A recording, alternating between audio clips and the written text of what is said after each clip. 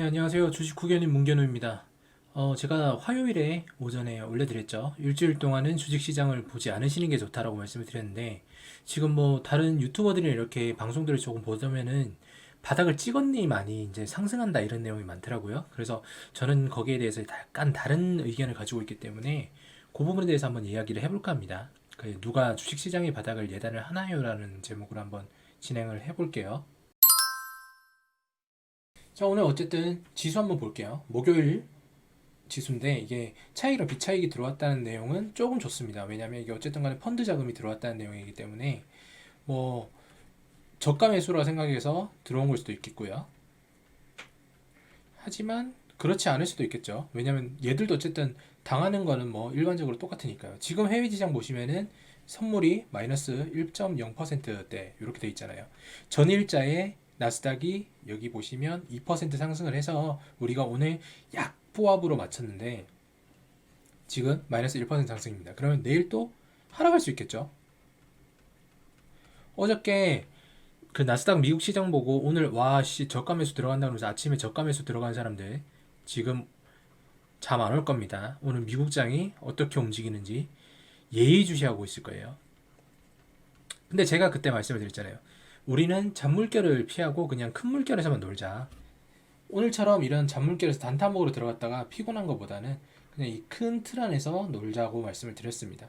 꼭 매수만 해서 수익을 내는 게 아니라 매도를 해서도 수익을 낼 수 있으니까 그런 부분을 타면 되는데 사람들은 보면 항상 매수로만 수익을 내려고 하죠. 그래서 여기서 또 물 타고 여기서 잘 타가지고 탈출하면 다행인데 만약에 여기가 고점이고 여기서 아래로 더 빠져버린다면 고통을 받는 거죠. 그래서 이런 잔물결을 갖다가 대응을 하지 마시라고 그냥 일주일만 보지 마세요라고 말씀을 드린 거예요.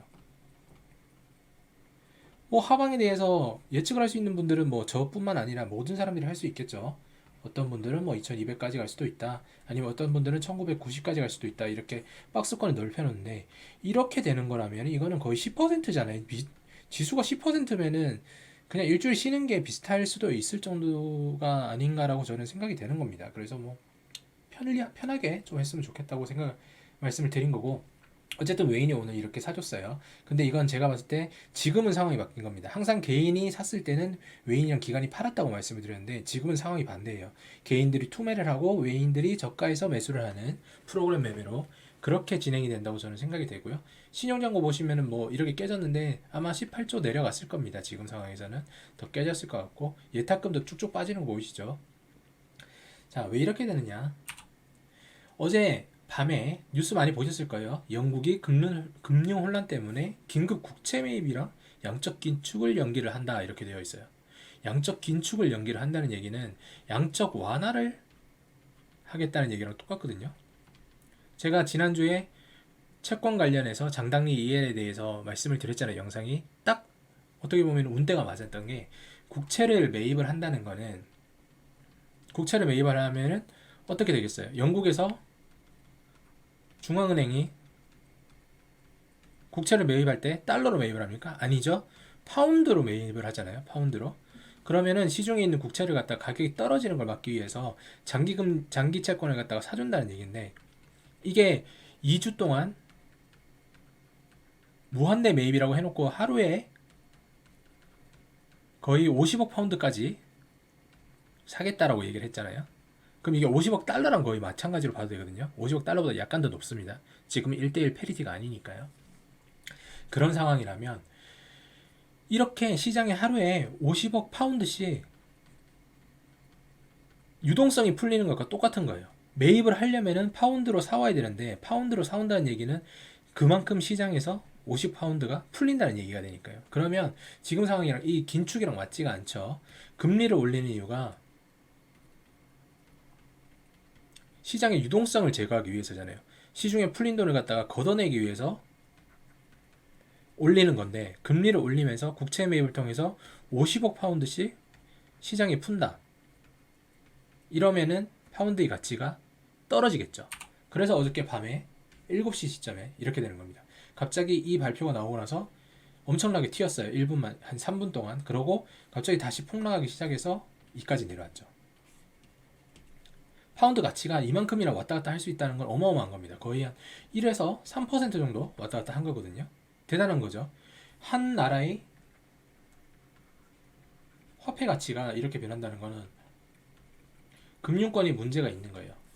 여기에 보시면 뭐 RP에 대해서 이렇게 역환율이 갑자기 튀었다는 얘기도 있고 뭐 여러 가지 이해를 할 수 없는 얘기들도 많이 있긴 하지만 결국에는 어쨌든 다시 이게 시장이 마무리가 되었을 때 되돌리면서 올라왔어요. 그러면서 파운드가 30년물 길트 채권이란 게 있는데 미국 30년물이랑 비슷하면 돼요. 이게 사상 최대로 하락했어요. 이가 106bp인가? 이 정도로 떨어졌거든요. 채권 수익률 저번에 제가 말씀드렸죠. 채권 수익률이 떨어졌다 이야기는 채권 가격이 올라갔다고 말씀을 드린 거잖아요. 시장에 영국이 이제 망한다 그래서 영국 국채가 똥값이 되기 전에 막 던진 거예요. 막 던졌는데 이거를 갖다가 영란은행이 위험해 그러면서 야 이거 우리가 사줄 테니까 던지지 마. 던지면서 국채 가격이 떨어졌는데 얘들이 사준대 그러니까 막 던지지 않겠죠. 비싼 가격에 팔 수가 있으니까요. 그러니까 채권 가격은 다시 올라가게 되고 그만큼 금리는 떨어지게 되는 그게 여기서 나타난 거죠. 금리가 떨어지면서 파운드 가치가 약간 안정이 되는 듯 싶더니 다시금 오늘 올라갔다가 빠지고 있는 상황입니다. 제가 달러 인덱스, 달러 지수 말씀드렸죠. 그거 전에 요거부터 먼저 할게요. 공개시장 조작을 통해서 우리는 이제 그 환율에 대해서 제가 대응을 할 수 있다고 저번에 말씀을 드렸는데 지금 이게 영국 영란은행이 하는 게 이거죠. 매입을 갖다가 조작을 해가지고 통화량을 증가시킨다. 채권 가격을 상승시킨다. 채권 수익률을 하락시킨다. 이거예요. 이거. 채권 수익률을 갖다가 왜 하락을 시키느냐. 우리가 지금 왜 보면은 금리가 엄청나게 올라가서 부동산 중리산이 이렇게 얘기하잖아요. 영국도 똑같은 거예요. 영국도 금리가 채권 금리가 올라가게 된다면 부동산이 금리가 엄청나게 올라가게 돼서 이게 부실이 될 수가 있거든요. 그러니까 어떻게든 간에 지금 채권 수익률을 갖다가 떨어뜨리려고 하는 거예요. 채권 금리를 떨어뜨리려고 하는 거죠.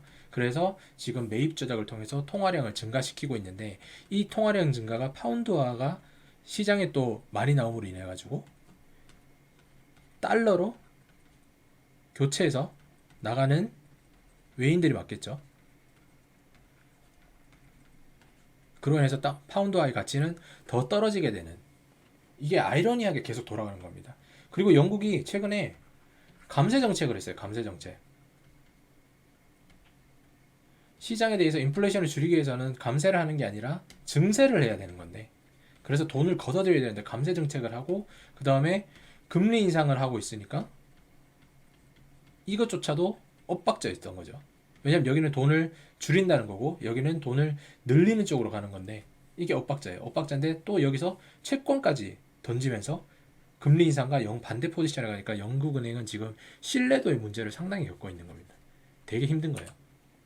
달러 인덱스가 어저께는 하락을 잠깐 했어요. 약간 하락을 하면서 원래는 114까지 갔었는데 113 지금 현재 가격입니다. 113.35 최저가 112까지 갔었거든요.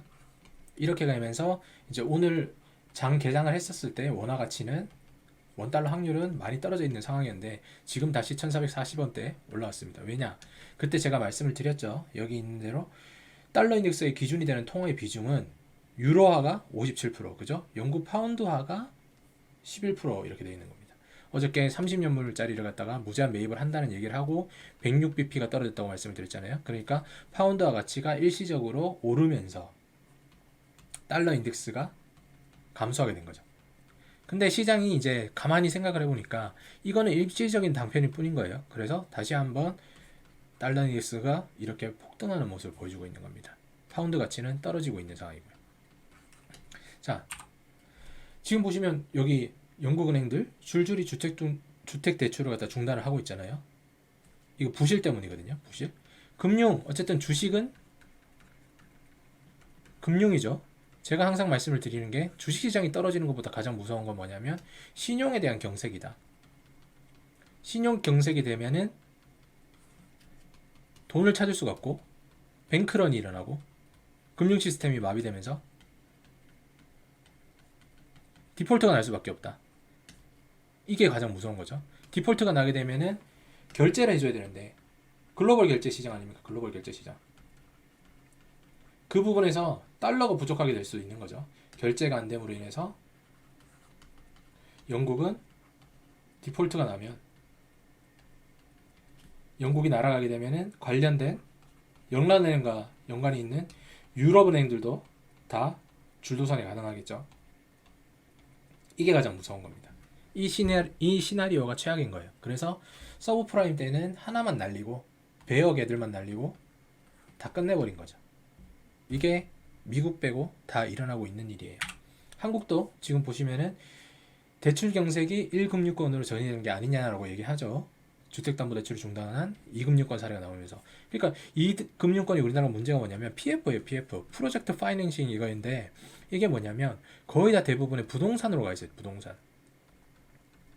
부동산 지금 뭐 건설 경기가 좋다 그래가지고 최근에 많이 지었잖아요. 근데 이거를 갖다가 포기하는 사람 많죠. 사전 청약이나 그 다음에 입주를 포기해서 지금 미분양 물량이 많이 나오잖아요. 이 부분에 대한 부실을 갖다가 일단 이 금융권이 상당히 많이 떠안고 있습니다. 상당히 많이 떠안고 있고 이게 지금 더 버틸 수 없는 여력이 되니까 대선 충당금 남긴 상황에서 주택담보대출을 멈춰버린 거예요. 왜냐하면 담보 가치가 사라진다고 생각을 하는 거겠죠. 그러면 이게 1금융권에 지금 우리가 연끌한 사람들 많잖아요. 70%, 80%. 그죠? 이 80% 있는 사람들이 다시금 뭐 먼저 팔든지 그래서 부동산을 폭락시키든지 아니면은 담보로 넘어가겠죠.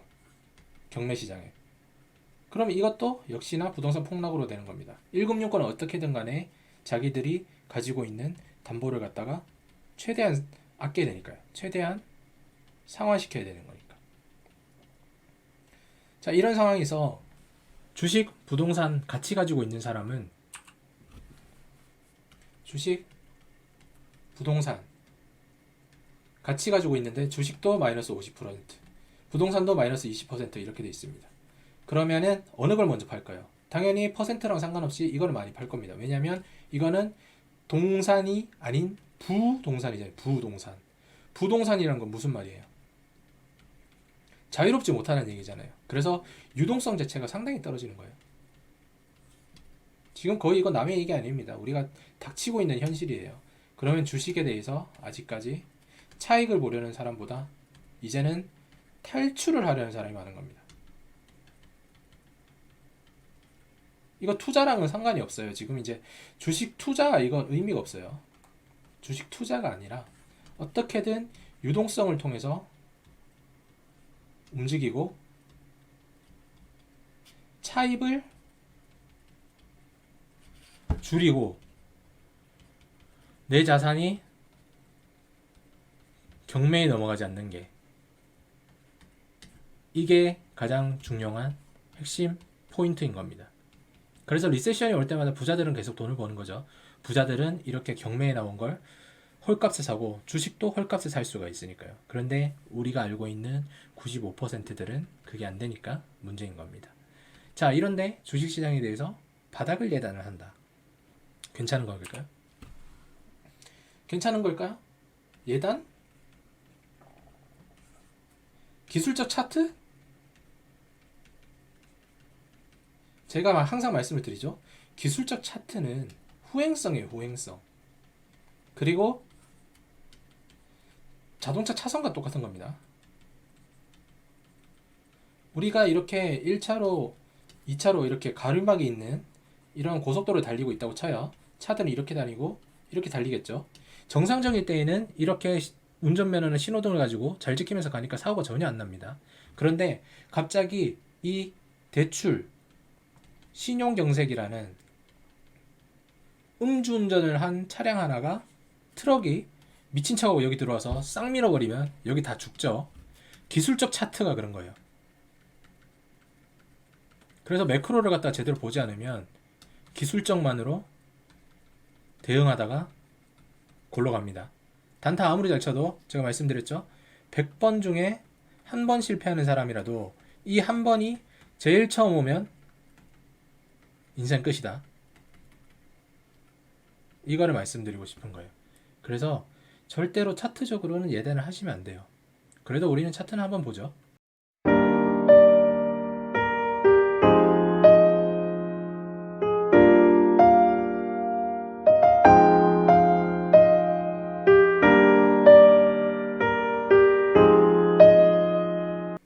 자, 일단 뭐 차트를 보시면은 이런 모양이 나왔다고 그래서 여기가 끝일 거다라고 예상을 하는 사람이 많아요. 이게 참 위험한 생각이죠. 왜냐면 여기서도 그럼 그렇게 됐어야 되잖아요. 여기서 한 번 더 지지고 받아줬어야죠. 근데 여기 뚫리고 나니까 아, 뚫렸네. 그러면 다음 바닥 확인하러 가겠습니다. 이런 식으로 변명이 나오는 거잖아요. 그죠? 근데 제가 여기서 뭐라고 말씀드렸어요? 저는 똑같은 구간에서 아, 떨어질 때 이게 바닥일 수도 있긴 하지만 오를 때도 포모가 있을 수는 있다. 포모가 있을 수 있는데 포모의 끝은 올릴 때뿐만 아니라 하락할 때도 어마어마할 거라고 말씀을 드렸어요. 그래서 올라갈 때마다 비중을 줄이시는 쪽으로 말씀을 드리고 현금을 보유하라고 항상 말씀을 드렸죠. 결국 여기서 현금 보유하신 분들은 이익이신 거고 제 말 안 듣고 여기서 물타기 계속 하신 분들은 여기서 물린 거 답이 없죠. 뭐 평단 맞춰서 탈출하셨으면 다행인데 그렇지 않으신 분들은 되게 위험한 겁니다. 자, 어쨌거나 자, 요런 그래프 때문에 우리가 봤다라고 생각을 한다면 코로나 때를 한번 볼까요? 코로나 때 어떻게 했느냐? 이거 뭐 반대 매매 때문에 이렇게 된 건데 똑같죠. 차트가 빨간색으로 나오는 것처럼 하더니 확 밀어버리고 그 다음에 올라가는 모습입니다. 그런데 여기서는 올라갈 수 있는 게 뭐 공매도 금지 좋아요. 공매도 금지 우리가 이제 쓸 수 있는 아직까지 있는 그거죠. 그 다음에 뭐 증한 펀드 이런 게 있잖아요. 일시적으로 방어는 해줄 수가 있어요. 그런데 이때는 유동성을 갖다 풀었지 않습니까? 금리를 갖다가 제로로 만들었는데 지금 상황이 금리가 계속 올라가는 거죠. 최소가 4.5에서 6%까지 볼 수 있는 거예요. 그러면 이거는 올라가는 게 아니라 여기서 사주는 주체들은 대부분이 다 돈이 필요한 사람들이 먹이가 되는 거겠죠. 아까도 부동산 못 팔고 있던 사람들이 아, 주식이 마이너스 50%지만 집이 없는 것보다는 이게 나아. 그러면서 이거부터 던지거나 아니면 부동산부터 던지면서 같이 가는 거나 아니면 차업을 당하는 거겠죠. 증시 예단하지 마세요. 저점이 뭐 어느쯤이다 뭐 이런 식으로 얘기를 하시는 거는 의미가 없습니다. 지금 아무도 겪어보지 못한 시대이기 때문에 그 미국의 우수한 인재들만 모여있다는 FED 걔들도 지금 정신 못 차리고 있는 거고요. 그 다음에 가장 중요한 것은 어제 사차로 보셔도 알겠지만 영란은행도 지금 정신 못 차리잖아요. 얘들이 엘리트가 아닐 것 같아요. 저보다 훨씬 뛰어나고 여러분들보다 훨씬 뛰어나겠죠. 그런데 이 사람들이 금리 인상과 채권 매입을 동시에 진행한다는 것은 과거에 이 시나리오가 없기 때문입니다. 이 시나리오에 대해서는 아무도 예측할 수가 없어요. 우리가 쉽게 시나리오에 대해서 얘기하는 거 뭐 여러 가지 과정이 있죠. 뭐 몬테크리스토 뭐 이런 것도 여러 가지가 있는데 그 과정 자체가 아예 없는 거예요. 아예 없기 때문에 여러분들은 지금 단순하게 일반적인 유튜버들이 얘기하는 엘리어트 파동 이론이나 보고 있는 거죠. 그런 거 다 필요 없습니다. 그런 게 필요하려면은 전체 지수로 보면 안 돼요. 매크로는 그래서 중요한 겁니다. 내가 먹을 게 없어서 죽겠는데 우리 여러 가지 심어놓은 곡식 중에 뭐 상추가 잘 난다 그래가지고 올겨울을 날 수 있다 뭐 이런 게 말이 되나요? 안 되죠. 잘 생각해 보시고 일주일이 아니라 한 주 더 쉬셔도 될 것 같아요. 제가 생각했을 때는 어느 정도 변동성이 끝나고 나서 들어오시고 그 다음에 남들보다 조금 늦게 먹어도 충분합니다. 미리 먹으려고 하다가 골로 가는 거예요.